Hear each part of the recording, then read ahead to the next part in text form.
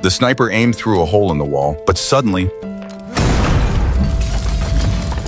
bullets shot through the window and a shadow darted past. One soldier fired back through the window, covering his teammate as they crawled out of danger. Except for the sniper, none of the other soldiers were hurt, but their observation post was clearly exposed now, and a second wave of attacks could come at any moment. The radio operator contacted headquarters to send an armored vehicle to evacuate the wounded. It would take about 10 minutes to arrive. The team packed up their gear, detonated a claymore mine placed on the balcony, then moved down to the first floor in an orderly manner. The captain planned to split the squad into 3 groups, one to protect the civilians inside, one to throw smoke grenades, and the local mercenaries would lead the way for recon and evacuation. Soon the sound of the armored vehicle came from outside. The captain ordered the squad to tighten formation. Soldiers tossed smoke grenades through the door to crack it and peeked outside by pulling back the curtains. One of the mercenaries panicked and tried to run, but the soldiers shoved him back into the group. The armored vehicle got closer, smoke began drifting into the house, and the captain gave the order to move. 2 mercenaries rushed out while the American soldiers stayed inside on standby. The mercenaries opened the iron gate and stood guard on both sides of the vehicle. Only then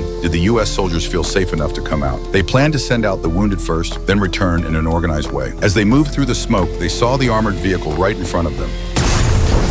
Then the enemy detonated a white phosphorus bomb.